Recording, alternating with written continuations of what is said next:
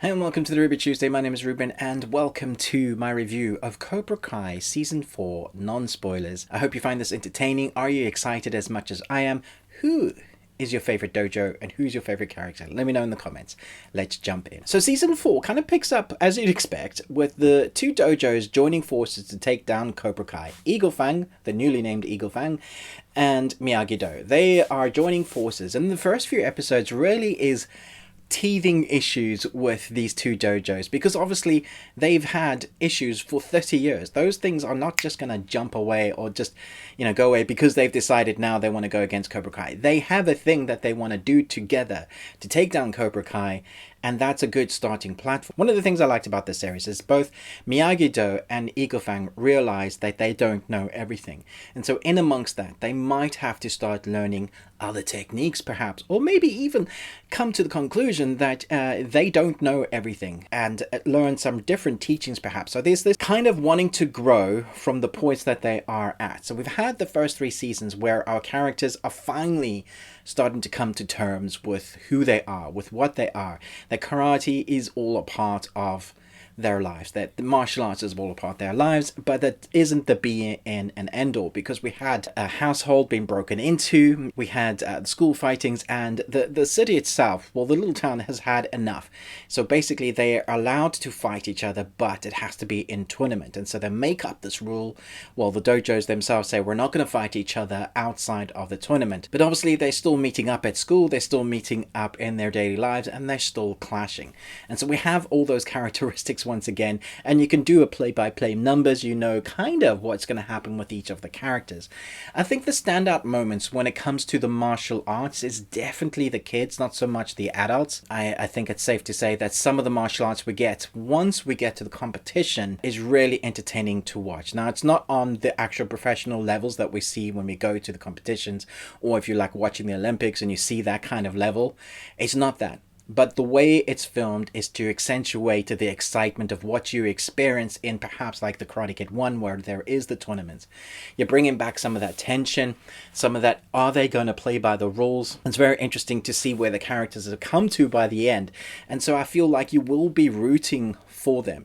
You will be somewhat emotionally engaged.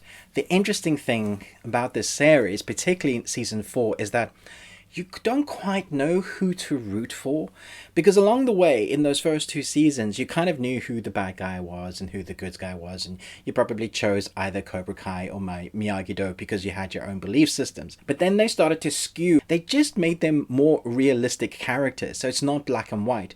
So amongst each dojo you have guys that are maybe the bullies themselves, and that's been occurring, and that is definitely prominent in this one. We have new characters that end up being bullies that you wouldn't expect them to be bullies. You have characters that end up having to be the heroes in part that you don't expect them to do. So it plays with those dynamics a lot.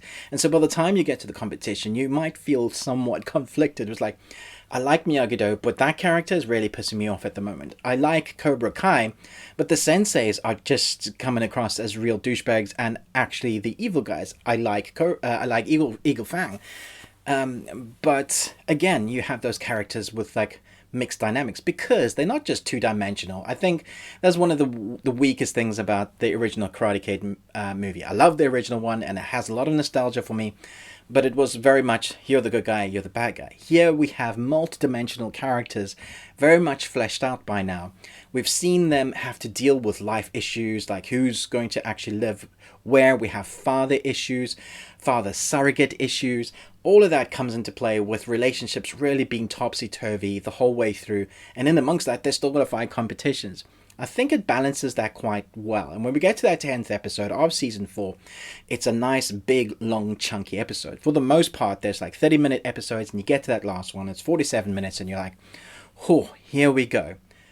Surprisingly, it actually has some turns and twists, especially in that end, where you're probably not going to expect it to go.